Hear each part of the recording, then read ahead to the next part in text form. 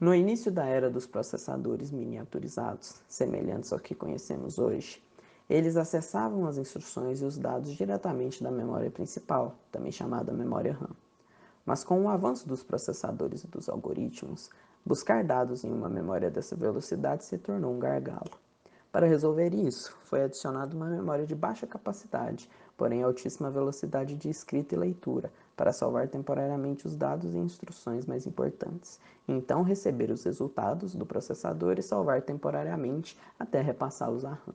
Entretanto, com a adição de mais núcleos de processamento e uma área da memória cache exclusiva para o núcleo, surgiu um problema: a incoerência da memória cache.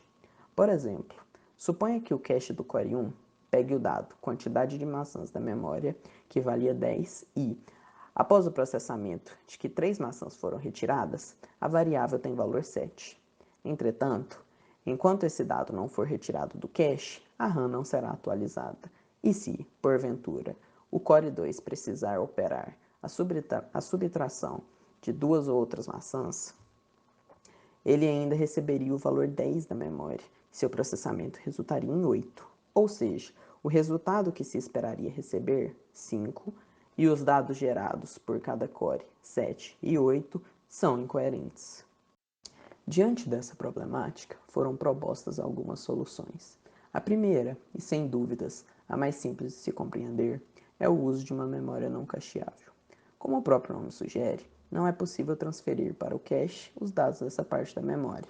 É uma forma bem eficiente de evitar a incoerência, entretanto, volta ao problema de baixa velocidade de transferência de dados, tornando assim a memória novamente um gargalo para o processador. Com essa solução, no exemplo citado, a quantidade de maçãs sempre seria salva na memória. Então, após o Core 1 processar, o valor seria 7. E quando o Core 2 pegasse o dado e subtraísse 2, a variável teria o valor 5, ao custo de um pouco mais de espera para o processamento. É um tempo de espera irrisório para o exemplo, mas em sistemas mais complexos, o tempo pode ser muito mais longo. Outra solução é a observação do barramento write-through, que consiste, de forma bem simplificada, atualizar os dados da memória assim que forem mudados no cache. Isso faria com que não ocorresse inconsistência, entretanto, o tráfego de dados é maior, tendo em vista a frequência em que se transitariam. No exemplo, o cache 1 pegaria o dado 10, seu core processaria, resultando 7, e atualizaria a memória, que, ao enviar para o cache 2, quando solicitado, entregaria o valor 7. E após o núcleo 2 processar, atualizaria seu cache e a RAM com o valor 5. Uma terceira solução é a transparência de hardware, que, a grosso modo, pode ser explicada como usar um único cache para todos os núcleos do processador, o que evita incoerência, mas, por tornar a memória maior, pode causar demora de leitura de dados, e, entretanto, ainda é mais eficiente do que a memória principal. No caso das maçãs, o Core 2 acessaria o cache, o valor já calculado pelo Core 1, resultando no valor esperado sem dificuldades. Ao observar diferentes formas de resolver o mesmo problema, pode ficar a dúvida: qual a melhor?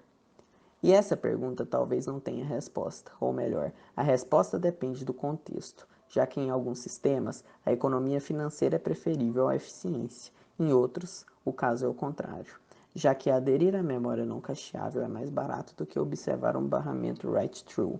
Entretanto, o segundo tem o tempo de resposta consideravelmente mais baixo. Além das soluções apresentadas acima, existem ainda outras, operantes tanto na parte do hardware quanto na parte de softwares. Algumas delas podem ser compreendidas melhor nos links da descrição.